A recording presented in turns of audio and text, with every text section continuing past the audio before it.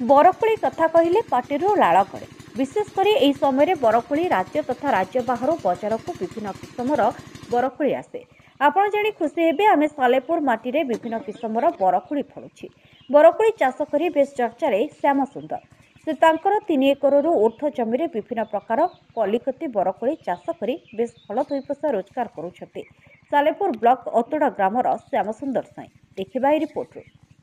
खेतरे हसुची पेंथा पेंथा हलदी गुरु बरकोली। श्यामसुंदर 2 वर्ष हेब कलिकतारू बरकोली चारा आनी ताकू निज क्षेत्र लगाई गछगुड़िकर सठिक भाव में जत्न नेला परे एबे सेथुरु बरकोली फळुछि। गोटे गछरू पूर्व वर्ष 10-20 किलो बरकोली फळुथिबा बेले चलित वर्ष गछकू 2 वर्ष होइथिबारु गोटे गछरू प्राय 40-50 किलो फळुथिबा कथा कहबा सह दिनकू 3-4 क्विंटाल बरकोली बिक्री करुछन्ति बोली कहिसन्ति चाषी श्यामसुंदर साई। गछगुड़िकर रक्षणाबेक्षण पई श्यामसुंदर 6 जण लोकंक कार्य नियोजित करिसन्ति। मांकड़ और जंगली बारहा माने आसी तांकर फसल को किछि मात्रा रे नष्ट करि देउछन्ति। एथिप्रति वन विभाग दृष्टि देबाकू से निवेदन करिसन्ति। सुंदर स्वाई मो घर आतोड़ा मो ये कोली चाष आरंभ कली टीवी रे देखिली। टीवी रे देखिरी तापर पुओ जाईकी बेंगलुरु चारा आइला 3 एकर बिल नगेइलु। भल फलिला भल अमल देला भल भी बिक्री हला।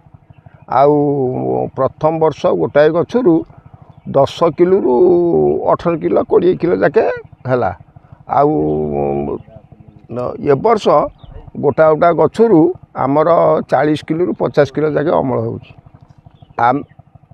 आमे नगेइछु 4 प्रकार नगेइछु। आउ मिस इंडिया आपुल बेयर आउ जो थाई आपुल बॉल सुंदरी आउ क्विंटाल रु 5 क्विंटाल सबु दिने बिक्री होउछि। आज की 1.5 मास रु अधिक हलानी।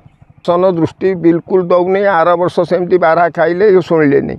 आमे देलु से माने कहले बाण दबु लोक दबु पुनर्मरण कोली तोला तोली करछु 2 वर्ष हला।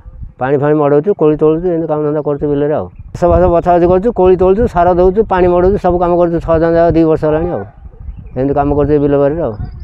तोला होची पानी मडौछु घास बच्छु सार दिया होची बाउंस पोता होची जाल बंधा होची एन करछु। आ 2 वर्ष हे गला ए भीतर। आ दिन को 5 क्विंटल 3 क्विंटल 5 क्विंटल।